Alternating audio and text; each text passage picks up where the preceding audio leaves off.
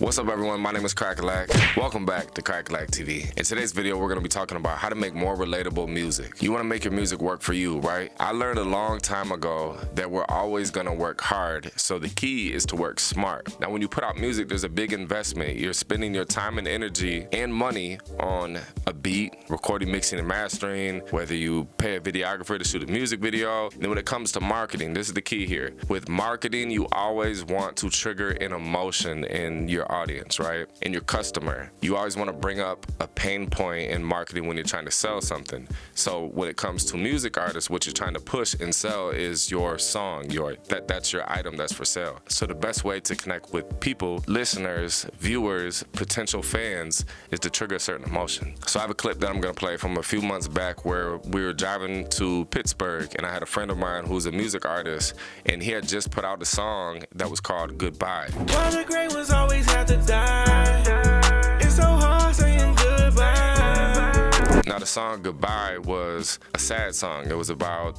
people passing away, RIP to your loved ones. And right before this clip started, he was telling me about all the different comments and messages he was getting from people that found him through this song and they connected with him. Like they were fans now and they were telling him like, yo, this song helped me get through a tough time. When I listened to this song, I thought about my friend, or when I listened to this song, I thought about my mom. And like they loved the song so much because they connected with it, because it was a specific emotion that he triggered in people when they listened to this song and watched this video. I'm gonna show you guys the video here. When you make songs, you make good music, right? But if it's not like a specific emotion that you want to trigger in someone, like that song was called Goodbye, about someone dying. Like that was specific. And then the same thing with me. Like right now I know whatever video we film, the content's always gonna be high quality, engaging shit, but I have to title it a specific thing for it to get seen by people. So it's like the same thing with you. You have to make a song that's like sad. Because if you just make a song, like song that we're shooting a video to is just like a song, right? So you're probably not gonna get no DMs where it's like, bro, this song changed my life or shit like that.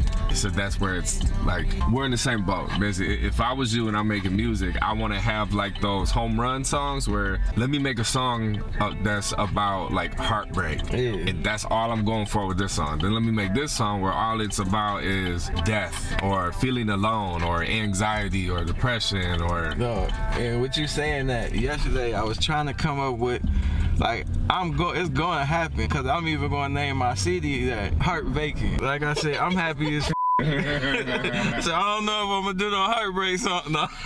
So what I found myself with shooting music videos for artists, sometimes when an artist sends me a song and I listen to it and I just think like, I mean, like it's a good song and all, but it's just kind of, you know, they're saying a little bit about this, a little bit about that. Like when I listen to it, I don't have a specific thing that comes to mind or a specific feeling. And with songs like that, it's actually hard for me to shoot a music video too. So I feel like it's the same way with a fan when you're pushing your music or marketing your music and you're lucky enough for them to stop doing what they're doing and they give you a chance and they listen to it, and if there's not a specific feeling or emotion that they're feeling within maybe 10 or 15 seconds of listening to your song, then you miss out on that opportunity. So if I was to start making music tomorrow, what I would do is I would pick out a beat, and I'm not saying be cheesy as hell and make like the depression song, the heartbreak song, the happy song, the angry song. Like don't do that, but just think about like as you're writing the song, have the listener, the fan in mind.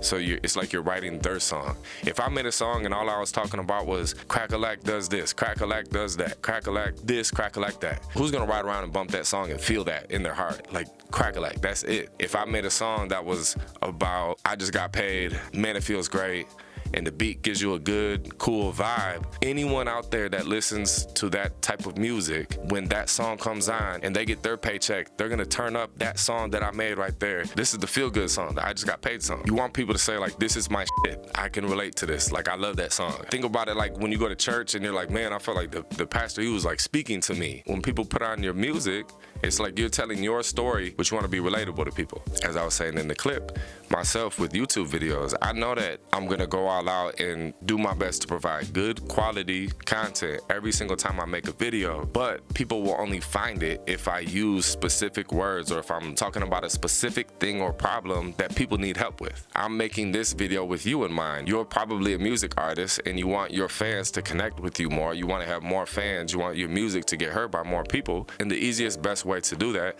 is to make more relatable music. All right, you guys, I hope this video was helpful. If it helped you in any way, shape, or form, do me a favor, give the video a thumbs up. Let me know in the comments what other questions you guys have that you want me to cover in future videos. I'm gonna put a video on the screen here where I speak about why you should stop going to the studio and what you should be doing instead. Subscribe if you're not already. I'll see you guys next video. Cracka Lack TV. We out. Bam. Bitch.